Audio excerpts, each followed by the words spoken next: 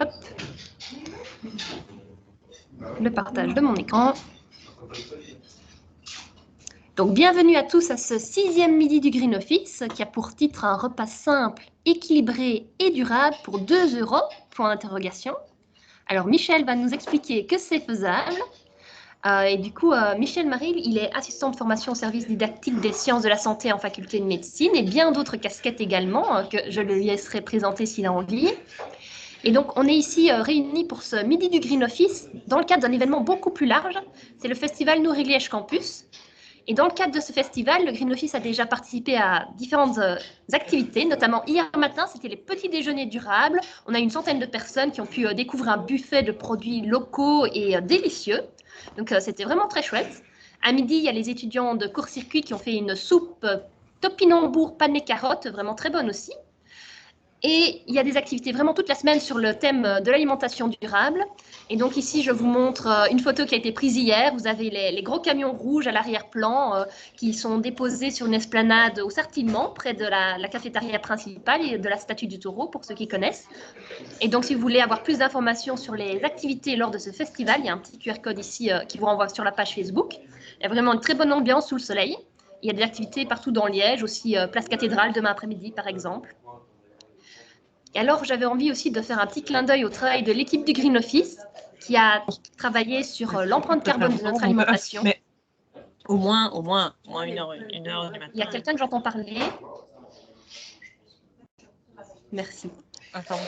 Du coup, je disais que l'empreinte carbone de notre alimentation, elle est principalement due à tout ce qui est viande, avec 45% des gaz à effet de serre. Ensuite, le gaspillage est un gros poste aussi, avec 30% de notre empreinte carbone due au gaspillage. Si on fait attention au local et de saison, on peut travailler sur 15%. Si on fait attention au bio, sur 6%. Si on fait attention aux emballages, sur 4%.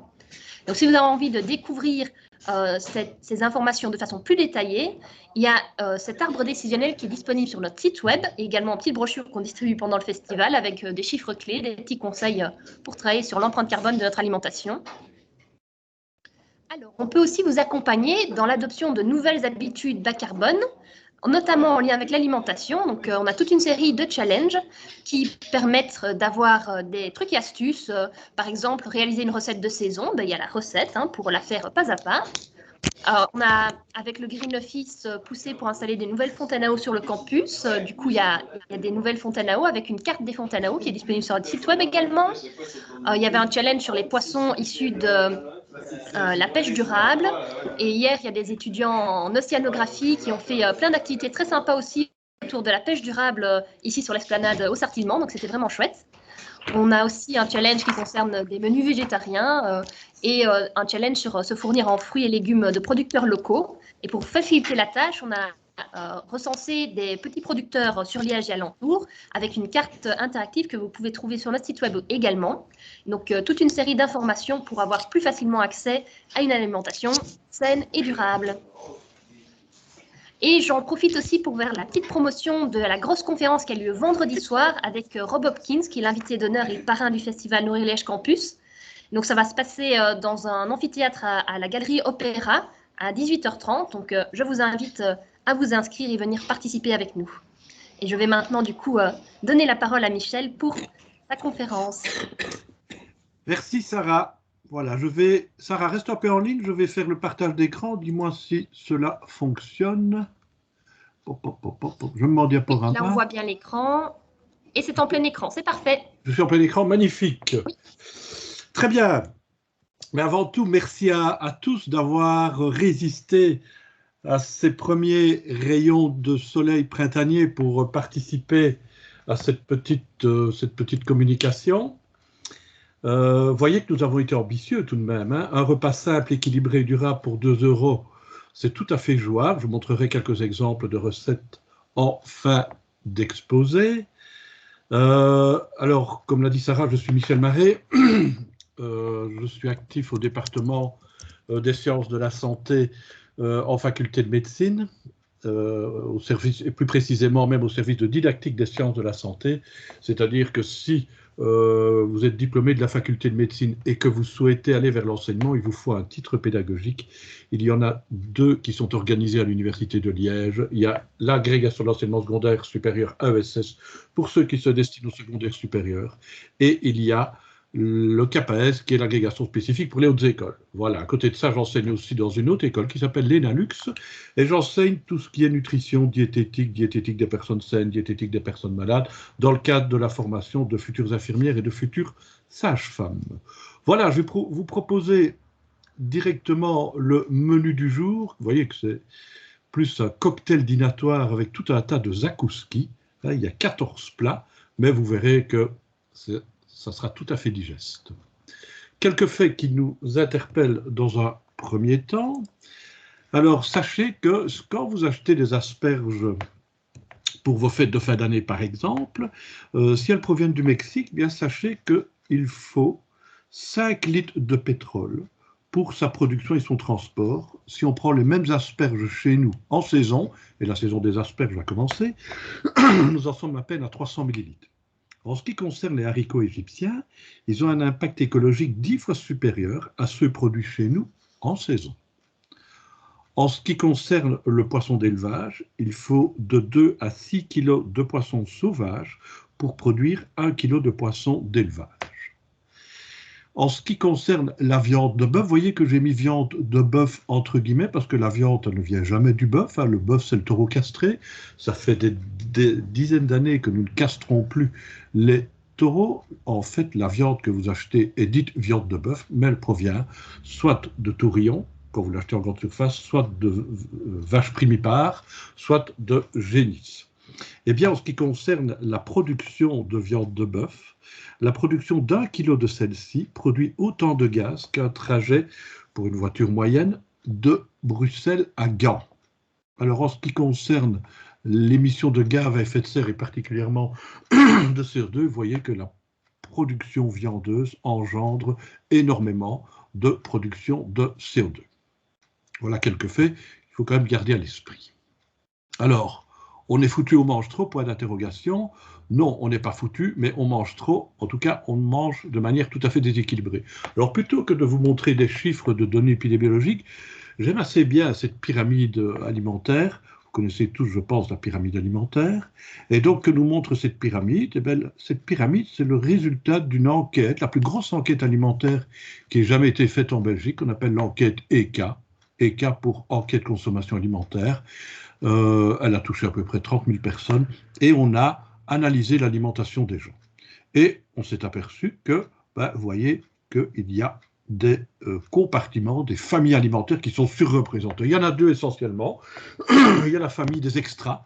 Donc le groupe des extras, c'est le groupe qui ne participe pas directement à notre équilibre alimentaire, mais qui fait du bien, on va dire. Hein. C'est vrai qu'un verre de vin ou un verre de bière, c'est pas mal de temps en temps, pas trop. Hein. Idem, un morceau de chocolat, une crème glacée, etc. Mais ça ne participe pas réellement à notre équilibre alimentaire. Ça participe peut-être à notre équilibre psychologique, mais pas à notre équilibre alimentaire. Vous voyez que ce groupe, il est surreprésenté par rapport à la place qui lui est dévolue. Un autre groupe alimentaire dépasse assez fort de la place qui lui est attribuée, c'est le groupe des viandes, poissons, œufs et substituts.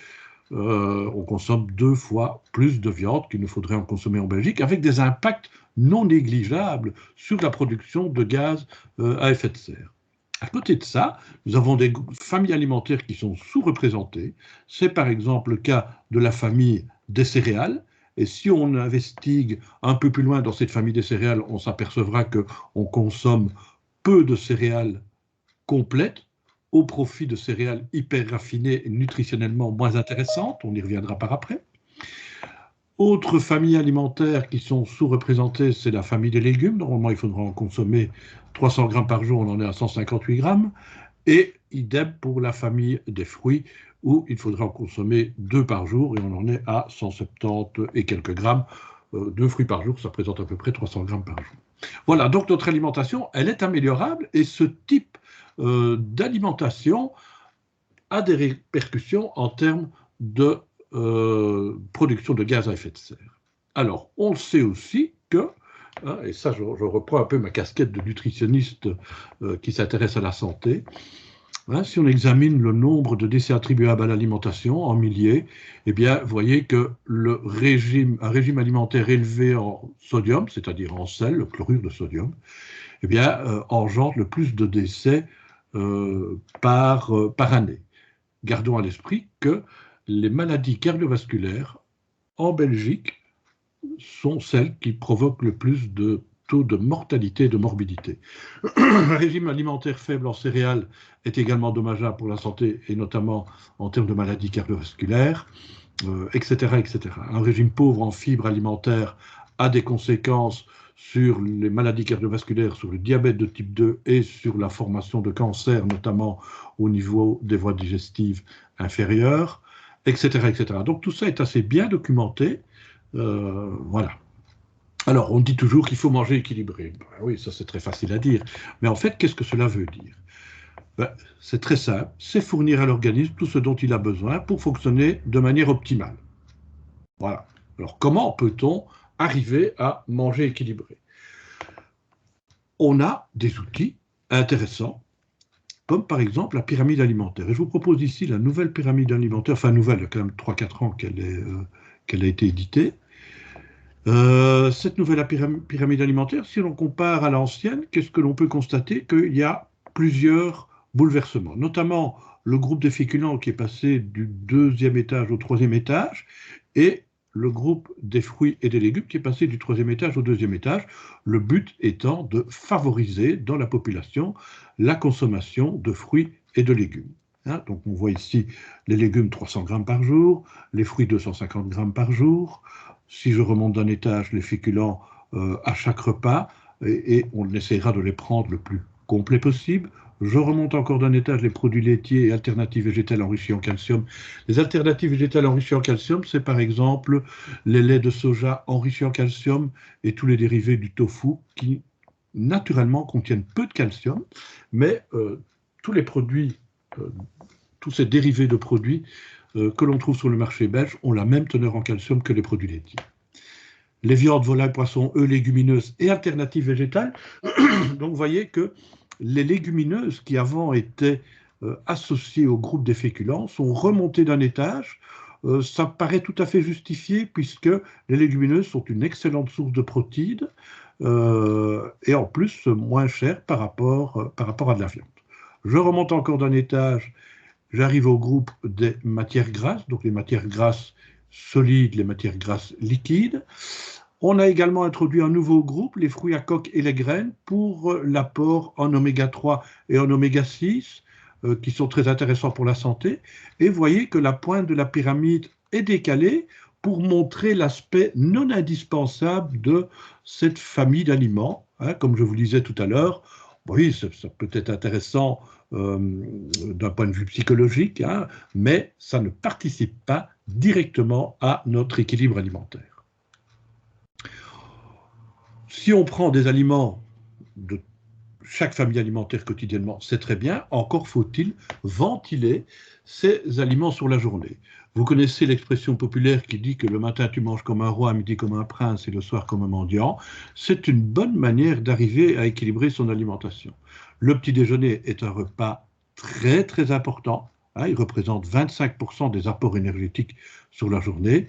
Le repas de midi 35%, le repas du soir est plus réduit et enfin n'oublions pas la collation de 4 heures qui elle est essentielle.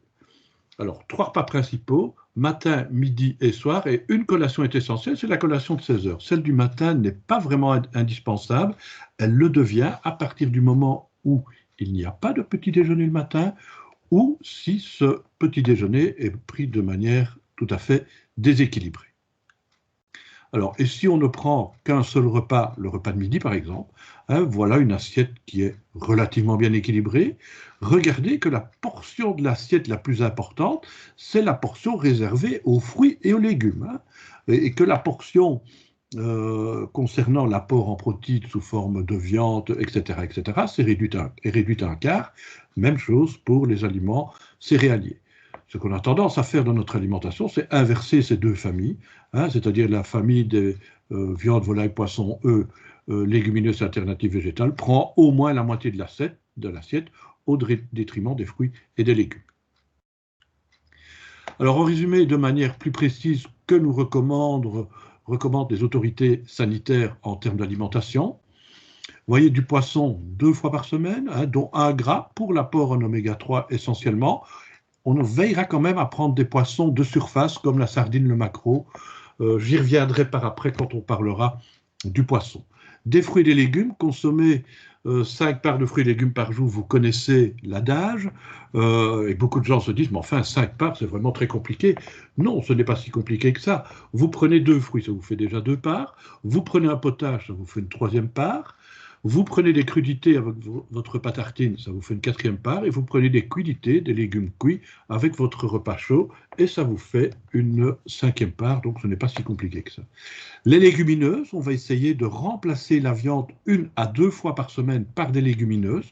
Je reviendrai aux légumineuses après en vous montrant que, effectivement, c'est vraiment très très intéressant pour la santé d'une part, et d'autre part, en termes de production de gaz à effet de serre. Les féculents, privilégier les féculents les moins raffinés, le pain blanc, ok, mais de temps en temps, le pain complet est beaucoup plus intéressant, contient beaucoup plus de nutriments utiles à notre santé par rapport au pain blanc. De manière générale, plus un aliment est raffiné, moins il est intéressant en termes de santé. En ce qui concerne les matières grasses, elles sont nécessaires à la santé. Elles vont nous apporter tout un tas de vitamines, qu'on appelle des vitamines liposolubles, tout un tas d'oméga 3 et d'oméga 6 que l'on retrouve dans certains aliments, comme par exemple l'huile de colza, l'huile de noix. Attention, ces 2 huiles-là, à réserver pour un usage à froid. Il y a une huile à qui on n'a jamais rien eu à lui reprocher et qui est un peu la bonne à tout faire en termes d'huile, c'est l'huile d'olive. On peut l'utiliser tant à froid qu'à chaud. Le sel, on va en limiter la consommation. D'un autre côté, si on limite aussi la consommation de viande et de produits de viande surtout, hein, les charcuteries, on limite aussi la consommation de sel. Les sucres, pas plus de 100 grammes par jour. Les 100 grammes, c'est déjà pas mal. Hein, ça fait l'équivalent de 20 morceaux de sucre que vous pouvez retrouver dans des sodas, etc., etc. Alors, juste une petite précision par rapport au jus de fruits. Un jus de fruits n'est jamais complémenté en sucre. Il y a du sucre dedans, mais c'est le sucre naturel des fruits. Si on met autre chose que du jus de fruits, eh bien, ça s'appelle alors un nectar ou un soda, mais certainement pas un jus. Donc, quand on voit sur l'étiquetage d'une denrée alimentaire jus de fruits sans sucre ajouté, c'est un non-sens de mettre sans sucre ajouté, mais ça rassure le consommateur. Alors, jambon, saucisson, pas plus de 25 grammes par jour, ce sont les charcuteries. Hein, et quand on diminue cette consommation de charcuterie, on diminue aussi évidemment notre apport en sel. Les viandes, hein, la viande bovine, la viande de porc, viande d'agneau, pas plus de 70 grammes par jour. Et la viande, je répète, n'est pas nécessaire au menu quotidien. Alors, l'eau, hein, c'est la base de la pyramide alimentaire, c'est tout à fait logique puisque notre composant majeur du corps, ça reste l'eau, hein, quel que soit l'âge. Alors l'eau du robinet est tout à fait potable, ce qui varie par rapport à une eau de bouteille, une eau de source, une eau minérale, c'est que la composition du robinet peut fluctuer dans certaines limites légales. C'est-à-dire que la composition n'est pas stable, ce qui n'est pas le cas pour les eaux de bouteille. Alors nous étions hier, c'était le 22 mars, et le 22 mars, c'est la journée internationale de l'eau. Voilà, alors quelle boisson privilégiée? Ben, évidemment l'eau, hein, et au-dessus de cette qu'on appelle la goutte des boissons, ben, les boissons comme la bière, le vin, les boissons énergisantes, qui certes contiennent beaucoup d'eau, mais contiennent aussi beaucoup d'autres choses qui ne sont pas nécessairement indispensables à notre santé. Alors les féculents, oui, certainement, hein, les féculents, c'est la base de notre alimentation. Les féculents nous apportent de l'amidon. Et l'amidon, c'est la molécule la plus consommée dans le monde, où que nous soyons. Alors pourquoi consommer des féculents? Ben, pour l'apport en glucides complexes, hein, je vais vous le dire en amidon. Pour l'apport en fibres alimentaires, quand ces féculents sont complets, autrement dit peu raffinés. En vitamines de groupe B essentiellement, en protéines végétales, hein, qui peuvent parfois remplacer aussi les protéines d'origine animale, et en minéraux comme du magnésium, du manganèse, etc. Alors on les choisira, comme je vous disais, le moins raffiné possible. Si on prend par exemple ici les teneurs en fibres alimentaires, donc je vous rappelle, les fibres alimentaires ont un rôle très important en termes de régulation du transit intestinal. Si je prends du pain complet, par 100 grammes. 100 grammes, c'est à peu près 3 tranches de pain complet d'un pain brique de 500 grammes. Ben, ça nous fait 7,3 grammes de fibres. À l'opposé, si je prends le pain blanc, ben, vous voyez que vous en avez plus de 2 fois moins. Il en va de même pour les pâtes. Hein. Si on prend des pâtes complètes ou des pâtes normales, vous voyez que la teneur en fibres alimentaires est beaucoup plus importante. Et si je prends du riz blanc ou du riz complet, ben dans le riz complet, il y a quasiment 3 fois plus de fibres alimentaires par rapport au pain blanc. Alors, quelques prix comparatifs de certains féculents. Hein. Vous voyez que les plus intéressants, hein, la semoule de blé dur, appelée le couscous, les lentilles sont très très bon marché, les pommes de terre également. Hein, on dit toujours que les pommes de terre font grossir. Non, les pommes de terre ne font pas grossir, mais c'est ce que l'on mange avec les pommes de terre qui font grossir. Alors, la viande est-elle essentielle ou pas? La viande n'est pas essentielle, mais elle participe quand même notablement à notre équilibre alimentaire en nous apportant des protéines, en nous apportant des minéraux et en nous apportant des vitamines du groupe B. Par contre, les produits de viande, hein, ce qu'on appelle les charcuteries, les cochonnailles, on peut très bien s'en passer. Pourquoi? Parce que d'une part, ça contient beaucoup de sel, ça contient beaucoup de graisses saturées, et en plus c'est cher. Hein, quand vous achetez certains saucissons, certains jambons crus à 20-30 euros du kilo, ben moi je trouve que c'est extrêmement cher. Les graisses saturées, juste pour en dire un petit mot, les graisses saturées ne participent pas à notre équilibre alimentaire. Les graisses monoinsaturées, oui, les graisses polyinsaturées, certainement, mais les graisses saturées, on peut très bien s'en passer. Alors, gardons à l'esprit aussi que la production viandeuse engendre beaucoup de gaz à effet de serre. Hein. Je vous propose ici un petit tableau qui nous montre effectivement que, vous voyez, la viande bovine, en termes d'émissions de gaz à effet de serre, c'est vraiment très important. C'est vrai que ça peut être compensé par une teneur en protéines importante, hein, ça c'est clair, mais on peut recourir aisément à d'autres aliments, hein, même d'origine animale, comme par exemple les œufs. Hein. Vous voyez que la production de gaz à effet de serre est plutôt réduite pour la production d'œufs, mais que l'apport en protéines est vraiment très intéressante.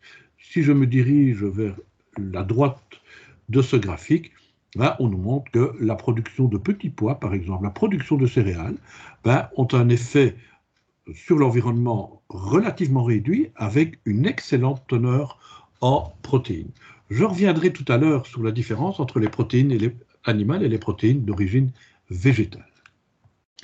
Alors, outre l'émission de gaz à effet de serre, les viandes restent chères. Hein, si vous prenez le prix au gramme de protéines, l'escalope de veau, ben, ça fait quand même 12 centimes, excusez-moi, 12 centimes au gramme de protéines. À l'opposé, si je prends le yaourt, si je prends le lait demi-écrémé bio, ben, je suis à 3 centimes par gramme de protéines.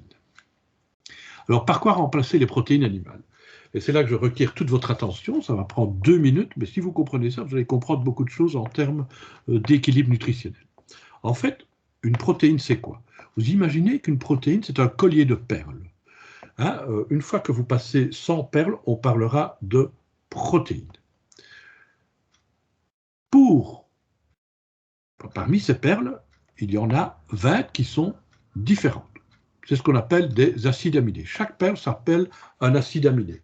Alors, un peu comme les lettres de l'alphabet, eh bien, avec 2 lettres, je peux composer un mot. Si je prends le E et le T, je peux composer le E ou je peux composer le E. Eh bien, en mettant divers acides aminés entre eux, je peux composer diverses protéines. Et il y a des centaines et des centaines de protéines différentes. Quelle différence y a-t-il maintenant entre une protéine d'origine animale et une protéine d'origine végétale? En fait, on parlera d'acides aminés essentiels. Je vous ai dit, pour que l'organisme fonctionne bien, il a besoin de 20 acides aminés différents. Il y en a 12 que notre organisme est capable de produire. Ça veut dire qu'il y en a 8 qui, obligatoirement, doivent être fournis par notre alimentation.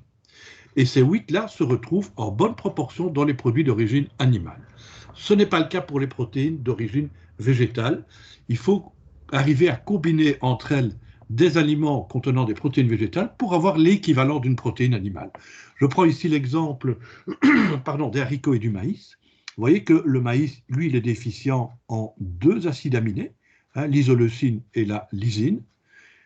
Par contre, si je prends le haricot, lui, il est déficient en 2 types d'acides aminés, la thiamine et le tryptophane. Si je combine les deux, eh bien, j'arrive à avoir l'équivalent d'une protéine d'origine animale.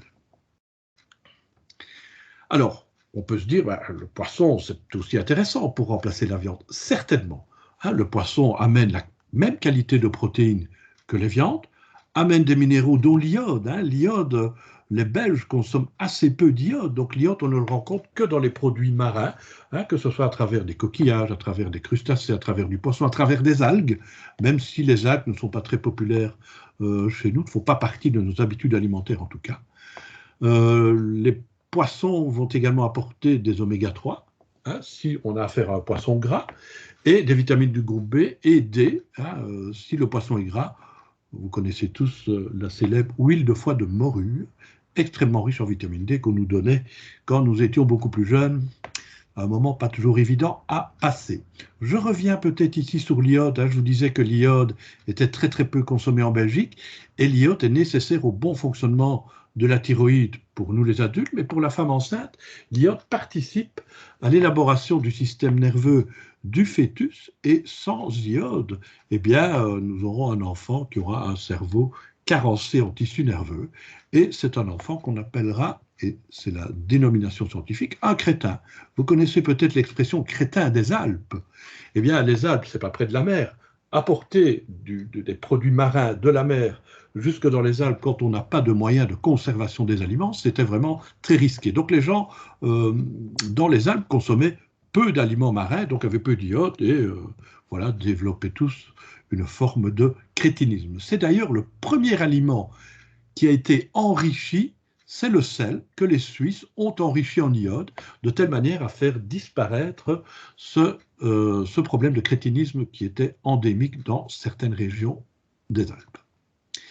Quelle espèce privilégiée, hein, les poissons de surface comme le maquereau, la sardine, la dorade grise, royale, les lieux jaunes, les lieux noirs, le hareng, le mulet, s'ils sont pêchés en saison, alors nous sommes au mois d'avril, ben, parmi les poissons de saison, nous avons le cabillaud, la lotte, l'aigle fin, le merlan, le maquereau, essentiellement. Prendre également un poisson qui n'a pas trop voyagé, ou alors, et la plupart des poissons que nous trouvons au rayon de nos supermarchés, ils sont issus de pêcheries ou d'aquaculture, préférez évidemment les aquacultures de type durable, certifiées par le logo que vous avez ici en dessous. Alors, le moins possible, le poisson des grands fonds, hein, comme la raie, le thon, la sébasse, la rascasse, le flétan, l'empereur, particulièrement la raie, qui sont des poissons plats qui vivent au fond des mers, et on sait que le fond des mers, ben, c'est pas toujours très propre, qu'il y a des dépôts de métaux lourds comme le cadmium, comme le mercure, etc., que l'on peut retrouver en quantité plus importante dans ce type de poisson par rapport à des poissons de surface. Alors local, oui, on est d'accord qu'il faut manger local, mais de saison. Hein, je pourrais prendre par exemple la production d'asperges maintenant. On entre dans la saison des asperges. Mais les asperges que vous trouvez maintenant, elles sont locales parce qu'elles sont produites en Belgique, mais elles sont produites sous serre. Donc, quand même faire attention. L'exemple de haricots suisses est assez probant en la matière. Hein, si je prends, donc on a ici un graphique qui nous montre la charge écologique par repas, hein, par aliment. Et donc, si je prends des haricots frais de Suisse, ben, vous voyez que la charge elle est relativement réduite. Si je prends les mêmes haricots frais de Suisse, mais cultivés sous serre, ben, vous voyez que la charge écologique est beaucoup plus importante. Hein, elle est pratiquement équivalente aux haricots produits d'Espagne. Produits en Espagne, c'est vrai qu'il fait plus chaud, il n'y a pas besoin de serre, mais là, on doit y insérer évidemment le coût du transport. Il en va de même pour les tomates. Hein, 1 kg de tomates belges cultivées en champ en pleine saison, donc en été, ben, ça engendre la production de 200 grammes de CO2.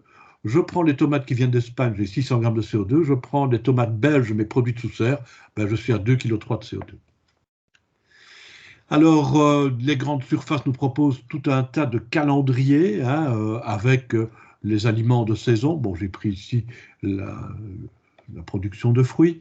Vous voyez, par exemple, ici, les pommes jaune à gold en février, vous pourriez être interpellé et vous dire, mais enfin, des pommes jaune à gold en février, ouais, c'est pas vraiment la saison. Hein, là, on récolte les pommes fin août, début septembre. En fait, il faut savoir que les pommes que vous trouvez maintenant sont des pommes qui ont été conservées dans des immenses frigos dans lesquels on a abaissé la température d'une part, on a retiré l'oxygène que l'on a remplacé par le CO2 pour stabiliser l'aliment de telle manière à ce qu'il n'y ait pratiquement plus de réaction métabolique au sein du fruit. Et donc, on peut ainsi conserver les aliments de manière importante. Si je prends par exemple une pomme que je coupe de l'arbre au mois de septembre, hein, j'imagine qu'elle a 100% de vitamines dedans, et bien si je prends une pomme consommée au mois de février, ben, elle garde encore de 70 à 80% de vitamines. Donc elle est quand même nutritionnellement intéressante. Lire les étiquettes, lire les étiquettes, lire les étiquettes si on veut s'alimenter correctement et de manière durable, c'est vraiment essentiel. Alors je vais vous montrer ici ma petite favorite. Donc c'est du haché de régime, du haché de porc maigre. Vous voyez que ce porc, il est né au Canada, ensuite il a été élevé en Australie et il a été abattu en Belgique. Donc vous pouvez imaginer le coût écologique de cette viande, hein. C'est vraiment invraisemblable. Alors, pour nous aider à faire des choix corrects pour notre alimentation, eh bien, nous avons des outils, nous avons des indicateurs, tels le Nutri-Score et l'Eco-Score, hein, qui sont des indicateurs intéressants pour faire des choix raisonnés. Donc, le Nutri-Score, c'est quoi? Ben, c'est un calcul qui attribue un score en fonction de la composition de l'aliment.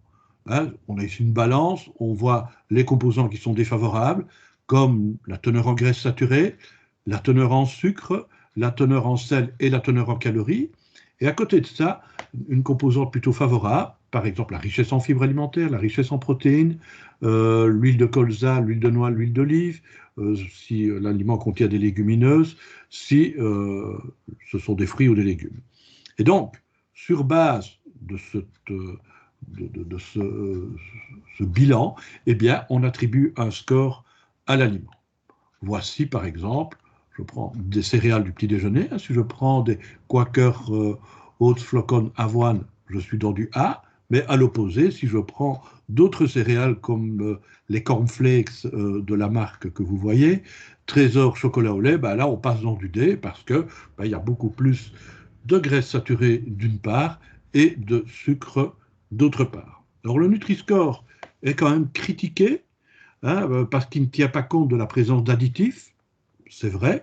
Gardons à l'esprit que en l'état actuel de nos connaissances, les additifs alimentaires présents sur l'emballage des denrées ne présentent pas de danger pour la santé.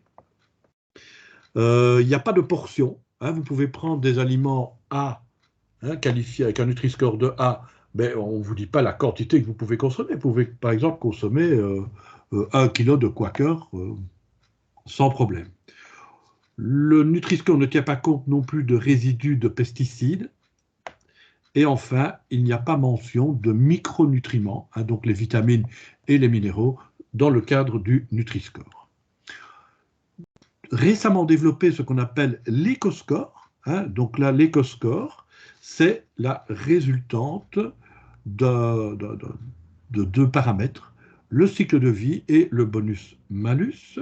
Alors, le cycle de vie, c'est par exemple l'appauvrissement de la couche en O2 en fonction de l'aliment considéré, c'est l'utilisation d'eau et de terre ainsi que d'énergie, c'est la pollution des sols, c'est l'épuisement des matières premières, et enfin le bonus-malus est attribué en fonction de l'emballage, en fonction du transport, en fonction des méthodes de production, en fonction de la provenance également, en fonction de la provenance, autrement dit de l'origine du produit. Et on peut trouver, voilà, tout un tas d'éco-scores. Hein, le principe est exactement le même que pour le Nutri-Score. Alors, l'Université de Liège n'est pas en reste, hein, en termes de développement durable et aussi d'alimentation durable, et le Green Office de l'Université de Liège sensibilise, intègre et agit pour diminuer notre empreinte environnementale. Et j'aime beaucoup l'arbre décisionnel qu'ils ont mis au point. Je trouve qu'il est vraiment très chouette. Je vais le reprendre dans mes cours, avec leur permission évidemment. Quel est l'impact environnemental de mon repas de midi? Sarah, tu nous l'as présenté tout à l'heure, j'y reviens ici. Hein. Vous voyez que 45% de l'impact environnement est dû à la viande, 30% au gaspillage, 15% local et de saison, 6% du bio et enfin 4% d'emballage. Je vais un peu reprendre ce que l'on peut faire pour diminuer chaque poste. Hein. Que se passe-t-il dans ton assiette à l'UNIF pour diminuer la viande? Voilà ce qui est actuellement mis en place. C'est un plat végé proposé chaque jour à la cafétéria du Sartillement. Et prochainement, introduction de 2 fois par semaine d'un plat composé de 50% de viande et 50% de végétaux. Alors, autre poste, c'est que faire pour diminuer le gaspillage alimentaire? Alors, tout ce qui est actuellement produit sur place, il y a des mesures de tri. Prochainement, mise en place de Too Good To Go et d'un frigo anti-gaspi afin de jeter un minimum d'aliments. Que se passe-t-il dans ton assiette à l'UNIF pour proposer des aliments de saison?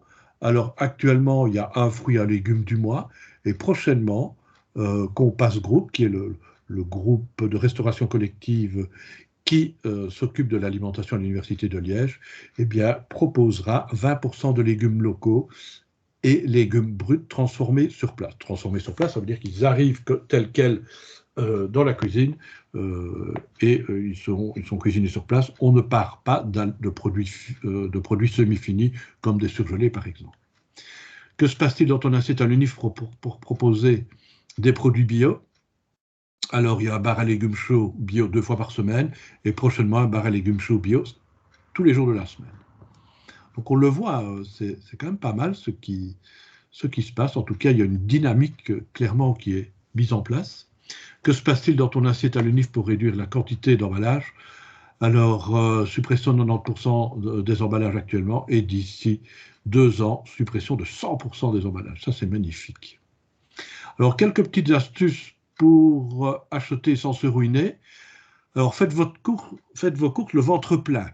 C'est clair que quand on a rien dans le ventre, ben, on a plutôt tendance à se laisser guider par l'achat compulsif d'aliments peu équilibrés. Je rajouterai aussi, mais ça ne vous concerne pas, mais pour plus tard, faites vos courses le ventre plein et sans enfant dans le caddie. Parce que quand votre enfant est dans le caddie, vous voyez aussi une différence en termes de quantité d'achat. Le prix des légumes en hiver, hein, vous voyez, les légumes de saison comme le chou rouge, ben, c'est pas très cher. Hein, le prix au kilo, c'est 46 centimes au kilo. Si je prends des concombres en hiver, ben, je suis à 1,48 €. On peut aussi se poser la question, hein, pour les concombres ou les tomates, est-ce que c'est bien raisonnable de consommer ces aliments en hiver, en sachant que d'un point de vue gustatif, moi je trouve ça un peu dégueulasse. Hein. Voilà. Alors, la cuisine maison, c'est tout bon. Hein. Outre la satisfaction du travail bien fait, c'est moins cher. Vous voyez, si on compare par exemple un potage bio à base de carottes, d'oignons fait à la maison, ça vous revient à 1,22 € pour 2,5 litres. Si vous achetez la même quantité en grande surface, ben vous êtes à 6 fois plus pratiquement. Idem pour la pâte à tarte, ça prend un peu de temps, mais bon, ça peut être sympa. Voilà ce que cela vous coûte si vous la faites à la maison. Si vous l'achetez en grande surface, ben, ça vous coûte à peu près 60% plus cher. Privilégiez le vrac, les grands conditionnements et les produits entiers. Hein, vous voyez, si vous prenez un yaourt aux fruits 180 grammes, ça revient 3,93 €. Si vous prenez le même yaourt aux fruits, ben, vous voyez qu'au kilo, ça vous reviendra beaucoup plus cher si vous le prenez en plus petit conditionnement. Idem pour les poivrons, idem pour le jus de pomme. Alors, pensez aux œufs. Hein, on ne l'a peut-être pas dit assez dans l'exposé, mais l'œuf est une excellente source de protéines qui est vraiment très très bon marché. En plus, il y a un nombre infini de recettes, c'est pas cher, et en plus, ça offre un bon sentiment de satiété. Alors, ne jetez pas l'argent dans la poubelle, et là, il convient de distinguer ce qu'on appelle les dates limites de consommation, DLC, des dates limites d'utilisation optimale.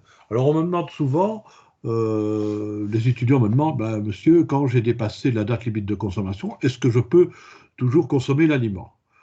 Alors, j'ai toujours une réponse un peu de Normand, ben, ça dépend du produit incriminé. Si vous prenez des yaourts, bon, c'est un produit fermenté, c'est un produit qui est conservé au frais, dépasser de 2 ou 3 jours n'est pas un gros problème. Pour autant qu'on s'adresse à des adultes en bonne santé. Je ne tiendrai pas le même discours si je nourris un enfant ou si je nourris une personne âgée. Il faut bien se dire que les enfants ont leur système immunitaire qui n'est pas encore complètement optimal, et les personnes âgées voient déjà leur système immunitaire qui est déjà en phase de dégénérescence. Donc pour ce groupe de personnes-là, non. Mais dépasser de 2 ou 3 jours la date limite de consommation d'un yaourt ne pose pas de problème. Ne pose pas de problème non plus le dépassement de la date limite d'utilisation optimale. Donc là, ce sont pour des denrées qui sont conservables sur le long terme. Hein, c'est par exemple une boîte de biscuits, c'est par exemple une boîte de conserve, etc. Si la date est dépassée, il n'y a pas de danger pour la santé, mais le produit peut perdre ce qu'on appelle un peu de ses qualités organoleptiques. C'est par exemple pour les biscuits, les biscuits seront peut-être un peu moins croquants, mais ils seront toujours consommables et vous ne risquez pas une gastroentérite après consommation de ce type de produit. Si ce sont des fruits ou des légumes un peu trop mûrs, compote, potage ou purée ou confiture feront l'affaire. Hein. C'est ce qu'on essaye de faire en général quand on a des aliments qui sont un peu flétris, on les cuit quand même, on les met dans des potages. Alors quelques exemples de repas équilibrés pour 2 €. Voilà, ici je vous propose une tarte au poireau et au fromage de chèvre. Le prix de revient pour cette tarte est de 1,17 € par personne. Si vous prenez en plus, pour avoir vraiment un repas équilibré, une salade avec des chicons, avec des carottes, ça vous fait 36 centimes en plus, ça vous fait 1,54 €. Donc là, on est largement en dessous de 2 €. Alors ceci, bon, si vous le faites pour vous tout seul, ça va revenir un peu plus cher. Bon, idéalement, on considère cette tarte au poireau pour 4 personnes. Alors, un petit cake à la carotte et aux épinards, potaches et fans de carottes et chips de légumes. Le prix de revient, c'est d'1,67 € par personne. Si un supplément en crudité, toujours sous forme de chicon ou de carottes, vous dépassez très très légèrement les 2 €. Je parle de prix actuel. Hein. Et enfin, si vous faites des lentilles vertes aux épices, le prix de revient, c'est 1,24 € par personne. Et si vous prenez un supplément en crudité sous forme de salade de blé agrémentée d'une vinaigrette, vous y ajoutez 42 centimes, ce qui vous fait 1,66 € par personne. Voilà, merci pour votre attention et je suis évidemment ouvert à toutes vos questions.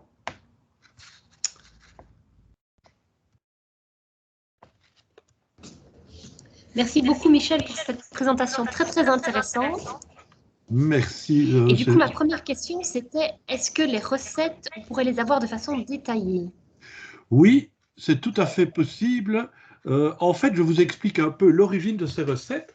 Donc, comme je vous le disais, je suis enseignant aussi dans une autre école qui s'appelle l'ENALUX et j'enseigne dans une formation pédagogique qui s'appelle un régenda en économie familiale et sociale. Et avec les étudiantes de 3e année, nous avons mis au point, enfin elles surtout, des ateliers santé. Et donc, la thématique de ces ateliers santé, c'est manger équilibré, durable, pour 2 €. Et c'est elles qui ont concocté les recettes. Alors, elles vont rassembler toutes ces recettes. Là, les ateliers ont encore cours actuellement. Et je crois que d'ici 1 mois et demi, 2 mois, nous aurons un recueil de recettes que je te ferai parvenir, évidemment. Alors, ces étudiantes ont mis au point ces ateliers, et les ateliers sont destinés aux étudiants de l'ENALUX. Hein, nous avons une cuisine didactique à l'ENALUX, et par atelier, il y a 16 étudiants qui viennent, qui cuisinent, c'est gratuit, et ça leur montre comment cuisiner santé pour une somme réduite. Voilà, ça a un énorme succès. À peine publié que 20 minutes plus tard, les 16 places sont déjà prises. C'est presque aussi fort qu'un concert des Rolling Stones. Voilà, Sarah.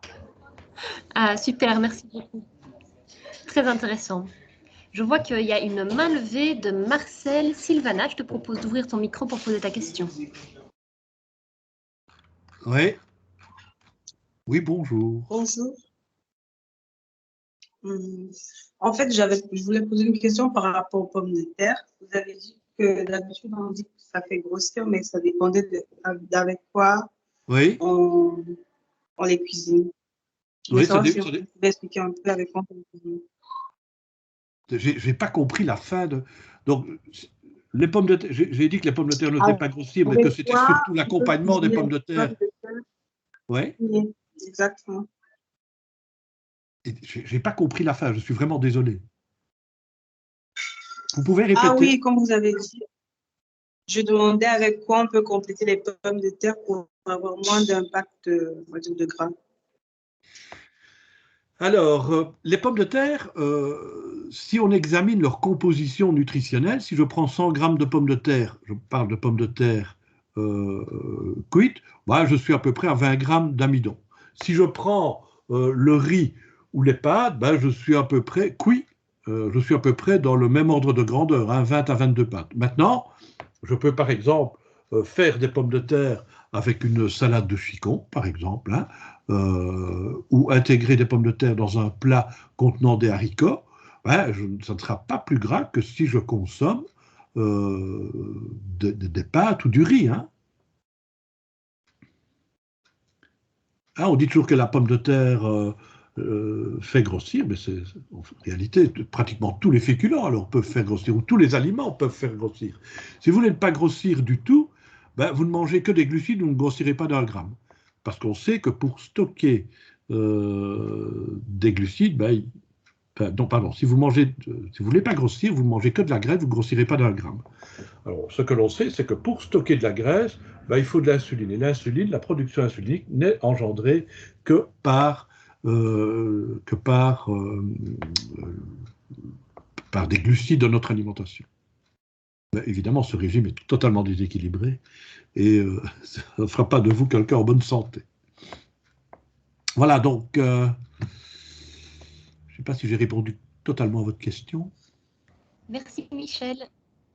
On a une autre question de Catherine qui l'a écrite dans le chat. Catherine, tu veux la dire oralement?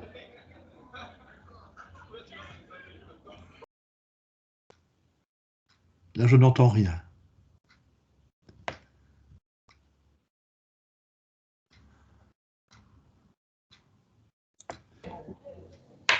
Alors, je pense que Catherine n'est plus avec nous. Ah voilà, elle est en train de manger, c'est pas grave. Je vais lire ta question, Catherine. Donc Catherine a écrit je suis surprise que les produits laitiers soient trop peu consommés. C'était au moment où il y avait la pyramide alimentaire, on voyait ce qui était trop peu consommé. Ah oui, je vois bien. Et donc, Catherine poursuit alors que les produits laitiers sont sujets à beaucoup de polémiques pour la santé.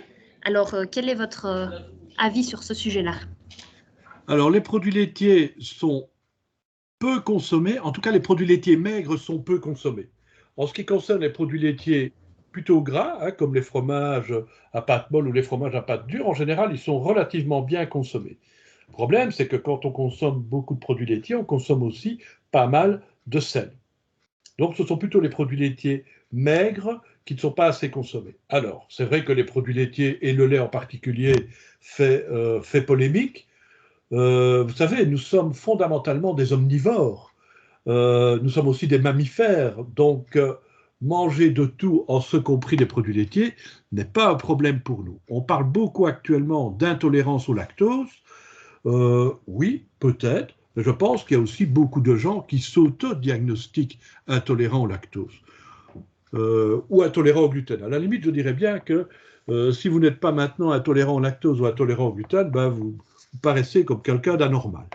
Alors, clairement, si vous avez une consommation de lait depuis votre plus tendre enfance, une consommation régulière de lait depuis votre plus tendre enfance jusqu'à l'âge adulte, eh bien, vos enzymes, vos lactases seront activées et seront aptes à dégrader le lactose du lait. Ce n'est pas le cas si vous vous abstenez pendant un certain temps de ne plus prendre de produits laitiers, vos lactases vont devenir paresseuses, vont être finalement inactivées, et donc quand votre système digestif sera en contact avec des produits laitiers, eh bien, et particulièrement du lait, eh bien, ça risque peut-être de se transformer en diarrhée, borborigme ou autre. Voilà, donc des produits laitiers, il faut en consommer. Ça participe notablement à notre équilibre alimentaire. Hein. Gardons à l'esprit que les produits laitiers nous apportent, outre des protéines qui ne coûtent pas très cher finalement, mais ça nous apporte aussi du calcium. Et le calcium, c'est quand même fondamental pour tout un tas de choses, dont la solidité osseuse. On a montré chez les femmes qui ont une bonne consommation en produits laitiers et donc un bon apport en calcium, qu'elles sont plus préservées par rapport à l'ostéoporose à la ménopause par rapport à d'autres femmes qui consommeraient moins de produits laitiers. Et en plus, ça c'est une considération plutôt personnelle, manger des produits laitiers, ben, ça fait aussi un peu vivre nos agriculteurs. Hein.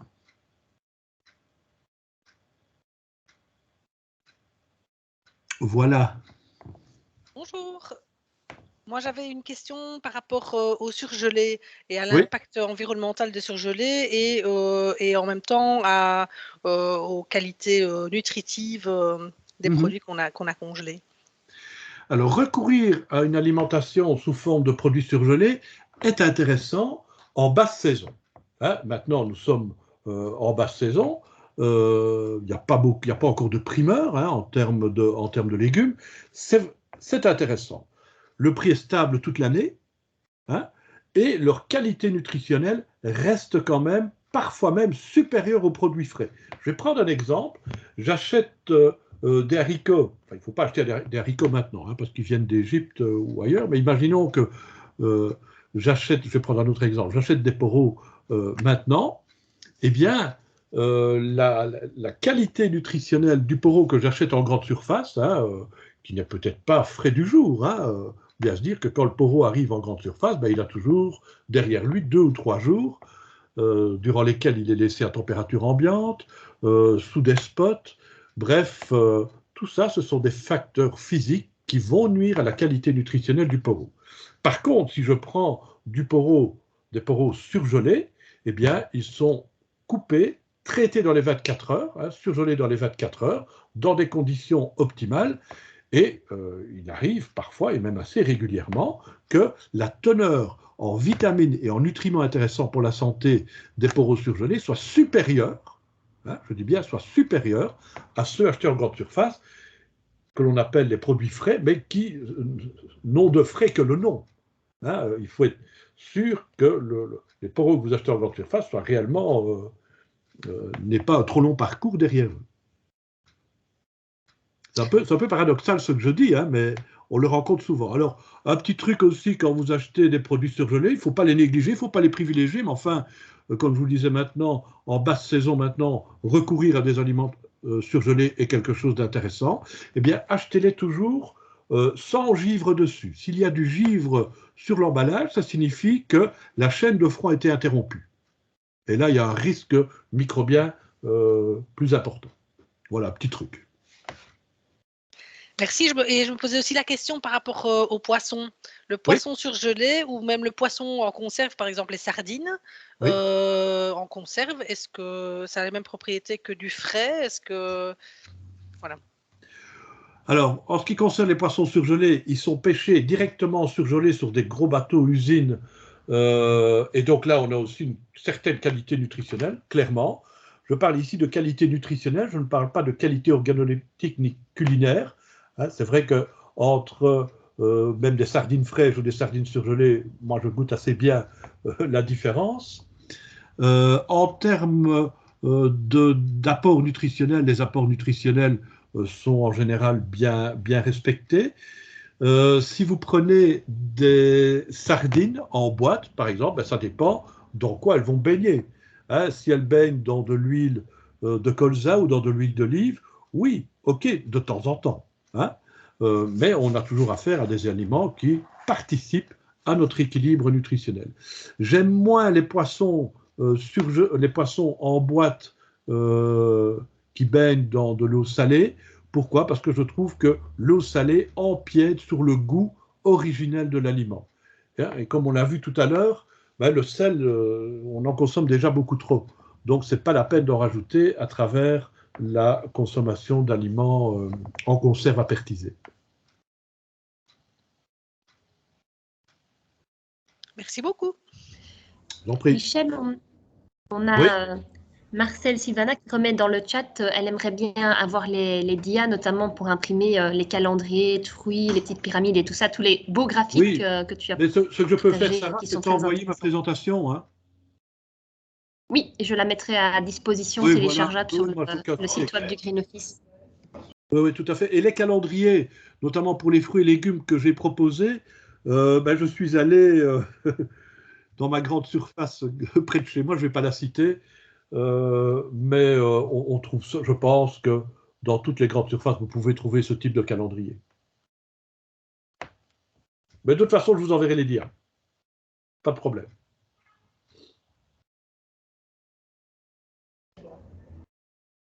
Alors, on a une question de Rémi dans le chat que je vais lire. Oui. Pour les produits surgelés qui auraient un taux de vitamines supérieur à des produits frais, cela est dû au fait que les produits ne sont pas si frais que ça, point d'interrogation. Sinon, par quel procédé, phénomène, les vitamines disparaissent? Ah, alors, d'accord avec Rémi quand il dit qu'effectivement, le produit frais n'est peut-être pas si frais que ça. Hein, ça, je suis tout à fait d'accord. Alors, il y a plusieurs facteurs qui vont intervenir dans la teneur en vitamines d'un aliment. Il faut savoir que la lumière est un des premiers facteurs. Il y a des vitamines qu'on appelle photosensibles, qui sont sensibles à la lumière. Et je vais vous donner un exemple très concret. Si vous avez le choix entre acheter du jus d'orange en tétrabrique opaque ou dans une bouteille en verre non opaque, prenez le jus d'orange en tétrabrique opaque. Hein, la vitamine C, qui fait la richesse du jus d'orange, eh bien, sera mieux préservée dans des tétrabriques opaques par rapport à un emballage en verre. En général, les gens pensent l'inverse. Hein. En fait, le fait de voir l'aliment, ça les rassure quant à la qualité de l'aliment. Alors, la lumière, c'est un des premiers facteurs physiques. Il y a d'autres facteurs qui interviennent, comme la présence d'oxygène. Hein. Et là, si vous prenez une tétrabrique, en tout cas avant de l'ouvrir, il y a absence d'oxygène. Or, on sait très bien que la vitamine C est une vitamine qui s'oxyde très très facilement. Hein. Si vous voulez, par exemple, empêcher une pomme de brunir, ben, vous y mettez dessus du jus de citron riche en vitamine C, et cette vitamine C va s'oxyder et va empêcher votre pomme de brunir. Donc, la présence d'oxygène, c'est un deuxième facteur. Alors, il y a un troisième facteur qui va intervenir sur la rétention en vitamines des aliments, c'est la préparation de l'aliment. Plus vous allez laisser votre aliment dans l'eau, plus certaines vitamines, qu'on appelle des vitamines hydrosolubles, vont migrer vers l'eau et ne vont pas se retrouver dans votre assiette. Hein, moi, je connais des gens qui n'ont pas le temps de cuisiner le jour même, la veille au soir, pèlent leurs pommes de terre, laissent leurs pommes de terre dans l'eau et ne les cuisineront que le lendemain soir.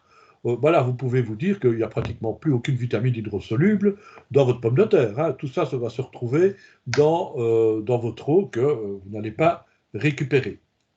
Alors, la cuisson hein, a également son importance. Et on a montré que plus le temps de cuisson est court dans de faibles quantités d'eau, meilleure sera la rétention en vitamines. Et donc, quand je vous dis ça, vous pensez peut-être à la cuisson au micro-ondes. Et effectivement, la cuisson au micro-ondes est une des méthodes de cuisson qui permet le mieux la préservation du statut nutritionnel des aliments. Maintenant, on ne peut pas tout cuire au micro-ondes. Hein. Un steak au micro-ondes, c'est dégueulasse. Hein, en termes organoleptiques, ça ne ressemble à rien du tout. Mais cuire, par exemple, même des pommes de terre. Hein. Moi, quand je fais un barbecue en été, je prends souvent des grosses pommes de terre. Hein. Je les lave, je les brosse bien. Ensuite, je les pique avec, avec une fourchette. Je les dispose en couronne sur une assiette et je les mets au micro-ondes. Et 3-4 minutes plus tard, ces pommes de terre sont cuites et je peux les trancher en deux. Hein. Je mets de l'huile d'olive dessus, je mets des épices dessus et je les mets après sur mon barbecue de telle manière à ce qu'elles caramélisent, hein, ce qu'on appelle une réaction de Maillard, qu'elles deviennent un peu brunes et qu'elles soient appétissantes. Voilà un petit truc pour montrer l'influence la bonne influence du micro-ondes. Maintenant, il y a d'autres méthodes de cuisson qui peuvent être envisagées, notamment pour les légumes, c'est la cuisson des légumes à la vapeur. Donc, à la vapeur, ils ne cuisent pas dans l'eau, et si en plus, à la vapeur sous pression, hein, la casserole à pression, donc là, vous gagnez encore en temps, et là, vous préservez pratiquement 80% des vitamines par rapport aux produits originels. Voilà. Est-ce que ça veut dire que à ce moment-là, un légume cru a plus de vitamines qu'un légume cuit? En général, oui. Tout à fait. Maintenant, tous les légumes ne peuvent pas se manger crus. Hein, si je prends par exemple une pomme de terre, enfin non, une pomme de terre, c'est pas un légume, pour les nutritionnistes, c'est considéré comme un féculent. Mais si je prends des haricots, les haricots crus, ça ne va pas passer. Pourquoi? Parce que la cellulose contenue dans les haricots doit être cuite pour déjà préparer la digestion. Cuire un aliment, c'est en quelque sorte le prédigérer. Et donc, quand c'est possible, oui, préférez cru par rapport à... Il y a la suite de la question de Rémi, toujours... Oui. Et c'était quoi la suite? Je l'ai perdu de vue, désolé. Merci, Michel. Pas de souci. En distanciel, c'est pas facile de prendre la parole sans se couper la parole. J'ai pas pris note. Voilà. Donc, Rémi nous dit merci beaucoup pour la réponse, du coup. Et il demande, le jus d'orange, est-ce que le conditionnement en verre, c'est mieux, plus adapté pour l'hygiène, notamment que le carton? Pas spécialement, non. Avant, on disait toujours que le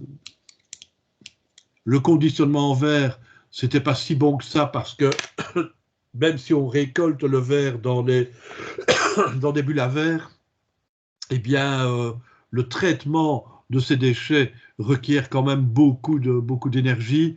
C'est plus le cas maintenant. Alors, en tétrabrique, oui, c'est intéressant d'un point de vue nutritionnel. Maintenant, d'un point de vue traitement, là, franchement, Rémi me pose une colle. Je ne le sais pas. Désolé, mais je peux me renseigner.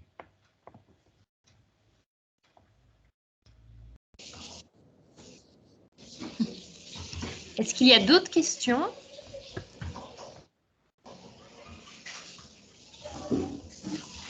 Là, pas de main qui se lève, donc je pense qu'on va pouvoir clôturer ce midi. Eh bien, merci pour cette invitation, Sarah. Et je profite des derniers instants pour saluer une vieille amie qui est en ligne, qui s'appelle Barbara. Bonjour, Barbara. Bonjour, Michel. On se voit bientôt. Hein. On se voit bientôt, oui. Voilà, Sarah. Je te fais parvenir mon PowerPoint maintenant. Hein.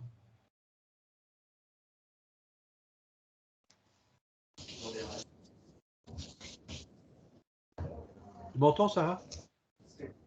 Oui, il y avait une petite coupure Internet. Donc, il me voilà. semblait qu'il n'y avait plus de questions. Si quelqu'un a une question, n'hésitez pas à prendre la parole.